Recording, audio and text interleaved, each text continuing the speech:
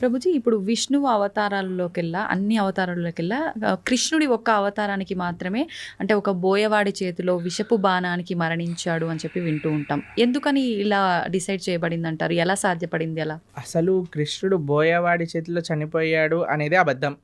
అబద్ధమా? పరమాత్మ భగవంతుడైన శ్రీకృష్ణ పరమాత్మ కాలికి ఒక బాణం తలిగితే చనిపోతారు అని అంటే ఎలా మనం నమ్మగలుగుతాం చెప్పండి? భాగవతం ఏం చెప్తుంది అంటే కృష్ణుడు అలా ఒక పెద్ద చెట్టు కింద శంఖచక్ర గదా పద్మములతో ఇలా విశ్రమించి ఉన్నాడు. దూరం నుంచి ఒక బోయవాడు చూశాడు కృష్ణుడిని.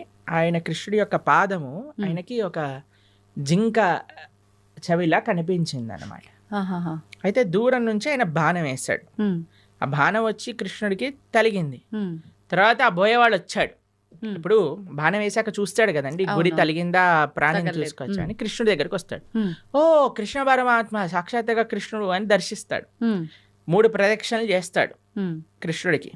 కృష్ణుడు అంటే అయ్యా నీకు మోక్షాన్ని ఇచ్చేస్తున్నాను అని, నువ్వు నా విరమణ చేసే నేను లీలలో, నా అంతర్ధానం అయ్యే లీలలో నువ్వు కూడా నీ యొక్క కాంట్రిబ్యూషన్ ఇచ్చావు కాబట్టి నీకు మోక్షాన్ని షూట్ చేసిన వాడేమో మోక్షానికి ఇచ్చేసాడు ఆయన, ఈయనేమో శరీరాన్ని విడిచిపెట్టేశారంటే ఎంత విచిత్రం చూడండి. దాని తర్వాత ఏదో ఆ బాణం అలానే ఉంది.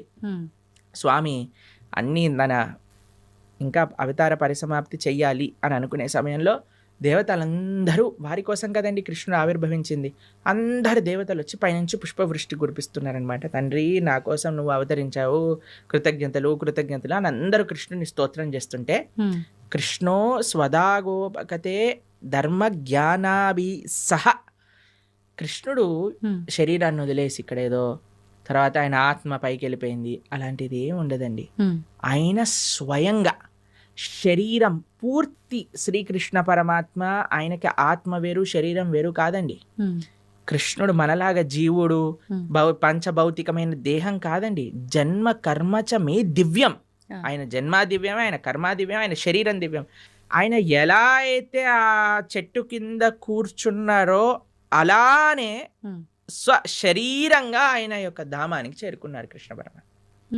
ఎప్పుడు ఆయన అవతార పరిసమాప్తి చెయ్యాలి ఆయన ఆ సంకల్పం చేసేసుకున్నప్పుడు. కాబట్టి ఆ బోయవాడి చేతితో చనిపోయాడు అనేది పెద్ద రాముడు వాలిని చెట్టు చాటు కూడా చంపటము ఇదంతా. ఎందుకంటే వాలి చనిపోయే ముందు రాముడికి క్షమాపణ అడిగి అయ్యా నువ్వు చేసింది ధర్మమే అని వాళ్ళ కుమారుడిని రాముడికి సరెండర్ చేయించి వెళ్ళిపోతాడు. కాబట్టి భగవంతుడికి మనలాగా every action as equal and opposite reaction లాంటి స్వామి దగ్గర పనిచేయవండి. కానీ శాస్త్రంగా అర్థం చేసుకోవాలి మనం.